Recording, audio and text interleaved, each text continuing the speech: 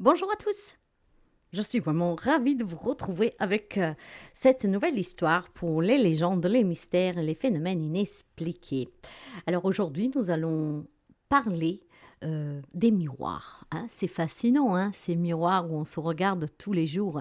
Et quand même, il y a pas mal de croyances sur les miroirs. Mais on va y parvenir tout doucement. Mes amis, alors, l'histoire du miroir de la maison du lac. Ce sont tous des faits réels, encore une fois. Parfois, on peut citer l'endroit où se trouvent ou se manifestent certains événements. Parfois, on garde ces lieux un peu secrets. En tout cas, l'histoire d'aujourd'hui, c'est une histoire qui mêle l'élément classique du miroir magique avec une atmosphère inquiétante. Alimentée par des phénomènes inexpliqués, les miroirs, en tant qu'objet de réflexion, ont toujours fasciné et effrayé, car ils semblent faire le lien entre le monde visible et un autre monde, souvent inconnu et menaçant. Vous savez déjà, hein, tous ces légendes aussi, quand ces jeunes femmes se regardaient dans le miroir et disaient « mon beau miroir qui est la plus belle hein. ». Mais pas seulement, il y en a aussi qui pensent que derrière les miroirs peuvent se cacher des entités. Mais on va y parvenir étape par étape. N'hésitez pas, mes amis, à liker, à vous abonner, si ce n'est pas déjà fait, enclencher la clochette. Et bienvenue à tous les nouveaux abonnés.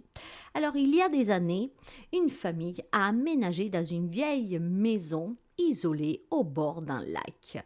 Et dès leur arrivée, ils ont remarqué une étrange miroir dans le hall d'entrée, vraiment à l'ancienne. Un miroir ancien encadré d'un bois noirci avec des gravures complexes, presque trop détaillées pour être naturelles. Ce miroir semblait différent, hein, comme s'il avait une sorte d'aura. Au début, la famille n'y prête pas trop d'attention, mais rapidement, des événements inexpliqués commencent à se produire. La première chose étrange fut le bruit. Une nuit, des bruits de pas résonnent dans le hall, juste à côté du miroir. Au début, la famille pense que c'était des bruits qui étaient dus à la maison même, d'accord, parce que c'était une vieille maison et une maison peut-être aussi qui se stabilisait après des années de négligence.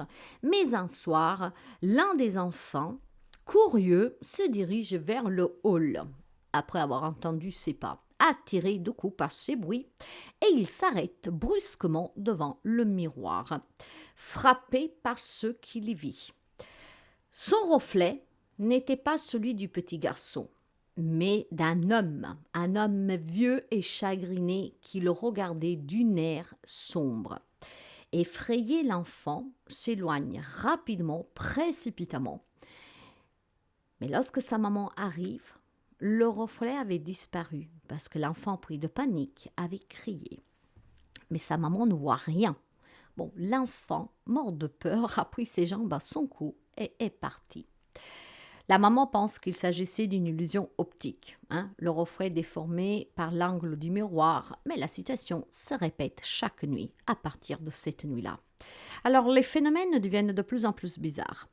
Un autre membre de la famille se retrouve un jour à contempler son propre reflet dans le miroir pendant plusieurs minutes. Mais il eut l'étrange sensation que quelque chose n'allait pas. Son reflet semblait bouger légèrement, à contre-temps, comme s'il était animé par une volonté propre. De coup, son autre membre de cette même famille se mit à se reculer et ses gestes étaient décalés, presque retardés par rapport à ses actions réelles.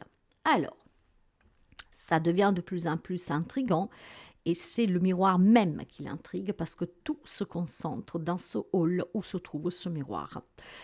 Une nuit, après plusieurs semaines d'événements étranges, la famille décide de quitter la maison. Ne pouvons plus supporter l'angoisse de ce miroir et puis tout ce stress qui engendrait surtout sur les enfants. Mais avant de partir, la maman jette un dernier coup d'œil dans le miroir. Et le miroir semblait plus sombre que jamais, comme si l'eau du lac derrière la maison avait envahi son cadre. Ce qu'elle lui vit la glace sous place. Dans le reflet du miroir, elle aperçut une silhouette floue qui la fixait. Et cette silhouette ne faisait pas partie de sa famille. Un visage pâle, presque translucide, apparaît du coup derrière elle. C'est étonnant, mais non, je ne vais pas m'y arrêter là-dessus, sinon c'est c'est fini. Alors, elle se rend compte qu'effectivement, ce n'est pas son reflet, ni d'un membre de sa famille qui pouvait se trouver derrière elle. Mais derrière elle, il y avait effectivement une silhouette, un visage pâle qui apparaissait de coup derrière. Elle était terrifiée. Elle ferme les yeux parce qu'elle pense à une imagination, à des tours qu'on lui joue le subconscient, en tout cas, voilà. Elle ferme les yeux et quand elle les rouvre, elle se rend compte qu'en fait, c'est toujours là. De coup, elle se précipite hors de la maison. Personne ne sait ce qui s'est réellement passé avec ce miroir, mais il reste toujours là, dans cette vieille maison abandonnée au bord du lac, où les passants affirment parfois voir des ombres mouvant dans son reflet. La maison en question est située dans une petite ville reculée, dans une région connue par ses légendes sous les phénomènes inexpliqués. Cette bâtisse avait été construite au début du XXe siècle par un homme prénommé Charles Devereux, un industriel local qui avait perdu sa femme dans des circonstances dramatiques et étranges quelques années après leur mariage. Alors, selon les rumeurs locales, avant sa mort, sa femme avait eu une obsession maladive pour un miroir ancien qu'elle avait trouvé dans une brocante. On raconte que ce miroir avait été fabriqué en Europe de l'Est et qu'il appartenait à un collectionneur mystérieux, un certain comte Drisky. Ce dernier était connu pour être impliqué dans des rituels occultes et des sombres pratiques de sorcellerie. Le miroir était censé posséder des pouvoirs surnaturels, celui de refléter des aspects cachés de l'âme ou même d'ouvrir des portes vers d'autres dimensions. Mais il portait également une malédiction, celle de dévoiler des visions effrayantes et de provoquer des troubles mentaux chez ceux qui s'en approcheraient de trop près. Lorsque Charles Devereux reçut ce miroir en héritage, il ne tarde pas à en faire de coups cadeau à sa femme Clara. Sa femme Clara qui avait tellement voulu voilà, ce miroir. Mais après l'avoir installé dans le hall de leur maison, des événements étranges commenceront à se produire. Clara devient de plus en plus distante, comme absorbée par une vision qui ne semblait jamais se dissiper. Elle passait des heures devant ce miroir, murmurait des choses incompréhensibles, des murmures incompréhensibles sur ses lèvres, un regard absent, comme si elle voyait autre chose à travers la surface. La nuit, elle se levait souvent pour pouvoir contempler le miroir dans l'obscurité. Certains disent que le miroir offrait un reflet qui n'était pas celui de la personne qui le regardait, mais celui d'une version déformée et de cauchemar, cauchemardesque même de l'âme. Des réminiscences d'un autre temps ou des visages inconnus. Selon une rumeur persistante, Clara aurait vu dans le miroir les visages d'autres personnes qui avaient possédé le miroir avant elle, toutes marquées par la douleur et la peur. Puis une nuit fatidique, Clara disparut sans laisser de traces. Le miroir qui était resté là dans le hall fut l'un des seuls indices que Charles retrouve. Le lendemain matin, il fut retrouvé dans un état étrange. Ce miroir, le lendemain de la disparition de Clara. Et c'est l'indice du coup que Charles a pu tout simplement recevoir. Il faut retrouver dans un état étrange, fissuré à la surface, comme si une pression invisible l'avait écrasé. Mais plus effrayant encore, dans le reflet du miroir brisé, une silhouette déformée et pâle pouvait être aperçue, celle de Clara. Depuis la disparition de Clara, la maison resta vide pendant de nombreuses années. Mais la légende du miroir hanté persiste toujours. Des témoins racontent avoir vu des silhouettes étranges dans le reflet de ce miroir, des figures aux yeux vides et au sourire grotesque, qui semblent se déplacer indépendamment de ceux qui se tenaient devant lui. Certains visiteurs se sont approchés du miroir et affirment avoir ressenti une pression sous leur poitrine, comme si quelque chose voulait les inspirer à l'intérieur du verre. Lorsque la famille, du coup, la dernière famille aménage, ignorant l'histoire du miroir, ils commenceront à remarquer des phénomènes bizarres, des reflets qui ne correspondent pas à la réalité, à eux-mêmes, des bruits de pas venant de la direction de ce hall, et surtout un sentiment croissant de malaise à chaque fois qu'ils passaient devant ce miroir. Les enfants se mirent à parler d'un homme étrange qu'ils voyaient dans le reflet, un homme qui semblait les observer avec une malice inquiétante. Les moments les plus troublants surviennent lorsque le moment le plus troublant survenait lorsqu'un membre de la famille, pendant une nuit où était étrangement calme, se lève et se rendit dans le hall devant ce miroir pour vérifier ces bruits qu'il entendait.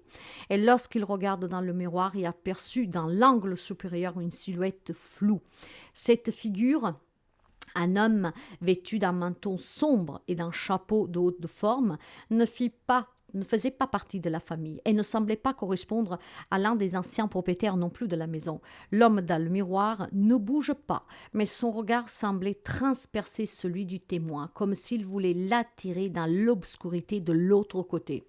Après cette nuit, les phénomènes se multiplient. Les membres de toute la famille, donc toute la famille commence à avoir des cauchemars récurrents, des personnes piégées dans des miroirs, incapables de se libérer. Du coup, il y a aussi l'épisode où un jour, une photo prise devant le miroir révèle quelque chose de terrifiant. Sous le cliché, il y a des silhouettes floues en arrière-plan, mais l'une d'entre elles semblait se pencher vers la personne qui tenait l'appareil photo, un sourire déformé sur son visage. Finalement, après avoir tenté plusieurs fois de se débarrasser de ce miroir, en le recouvrant, en le mettant dans le garage, en le laissant dans la rue, les phénomènes redoublent à chaque fois qu'il revenait dans la maison. La famille finit par fuir. Et le miroir reste là, dans le hall de la maison abandonnée, gardé par l'ombre de l'histoire. Le miroir de la maison du lac, selon les légendes locales, est toujours là. Des témoins affirment que lorsqu'ils s'approchent de cette vieille maison, ils peuvent voir une lumière pâle s'échapper par les fenêtres du hall. Et parfois, dans le reflet de ce miroir, une silhouette solitaire semble les observer, comme si elle attendait de nouvelles âmes emprisonnées. Ce miroir semble être lié à des événements surnaturels, à une malédiction ancienne et à une histoire tragique qui explique en partie les phénomènes bizarres qui se produisent autour de lui. Les miroirs, ce sont des objets apparemment banals, deviennent ainsi le vecteur de puissance invisible, attirant ceux qui osent le défier. Ça semble vraiment quelque chose parce que nous, on se regarde dans les miroirs chaque jour. Et pourtant, vous savez que dans certaines croyances, par exemple, quand il y a un défunt à la maison, on couvre les miroirs parce qu'il y a cette croyance que les âmes peuvent rester emprisonnées et donc ne pas rentrer dans la lumière, ne pas partir. Donc, on couvre les miroirs pour éviter d'emprisonner l'âme du défunt. Mais il y a vraiment beaucoup de légendes autour des miroirs. Un jour, on approfondira certainement.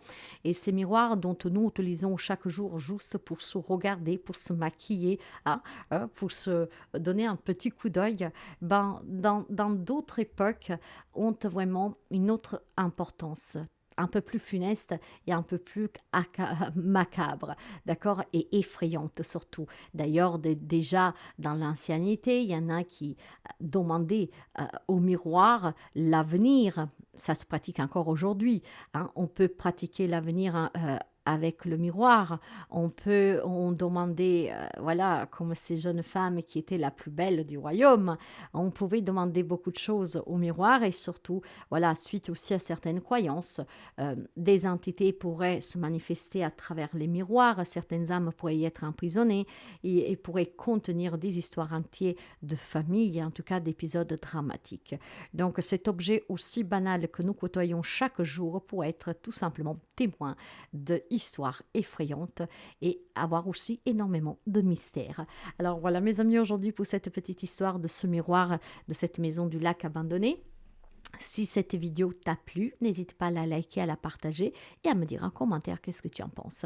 Et si tu n'es pas abonné, abonne-toi, c'est gratuit. Ça te permettra en enclenchant la clochette de ne pas perdre les prochaines histoires un peu excitantes peut-être et inexplicables avec des phénomènes toujours effrayants et toujours qui dépassent la réalité.